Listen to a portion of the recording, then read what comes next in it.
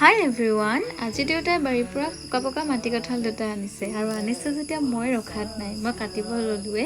দদুহেঁতো যিহেতু আছে লগতে খাই ভাল লাগিব। এইফালে মই ধুই আনি ল'লোঁ। মই কাটাৰ আগতে ভাবিলোঁ আপোনালোকক দাইহঁতে কাটি থকা জাহাজী কলথোকা দেখাওঁ। তো কলথোকা কাটা হৈ গ'ল, এতিয়া গছজোপা কাটিব লাগিছে, কিয়নো কল কটাৰ পাছত গছজোপাটো গিৰাই দিব লাগে ন। তো এইফালে কল দেখিছে নহয়, বহুত ডাঙৰ ডাঙৰ। আপোনালোকক দেখাম বাৰু যেতিয়া খাওঁ। তো মই মাটি কঁঠাল ভালদৰে কাটি দিব আহিছোঁ নিচা ল'ৰাটোক, আৰু সি ফোন টিপাত ব্যস্ত। এণ্ড আপুনি যেতিয়া মোৰ ভিডিঅ'টো চাই তাৰ ওপৰত আপুনি কিবা এটা একশ্যন ল'ব বুলি মই আশা ৰাখিছোঁ। এতিয়া মই দিব আহিছোঁ দাই বাৰীত কাম লাগি আছে, মই তেওঁকো দি এতিয়া নিজে খাব লৈছোঁ। মই নিজে খাবলৈ সৰু সৰুকৈ কাটি লৈছোঁ, কিয়নো মই এনেদৰে কাটি খাই ভাল পাওঁ। তাত নিমখ ছটিয়াই ল'লে বহুত ভাল লাগে খাই। আৰু খাবলৈ যে বিৰাট য়ম্মি হয়। আচলতে ঘৰৰ খাদ্য খাই এনেও ভাল লাগে নহয়নে?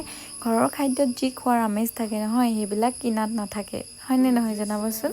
আৰু আজিলৈ ইমানেই। বাই, নেক্সট ভিডিঅ'ত পুনৰ লগ পাম।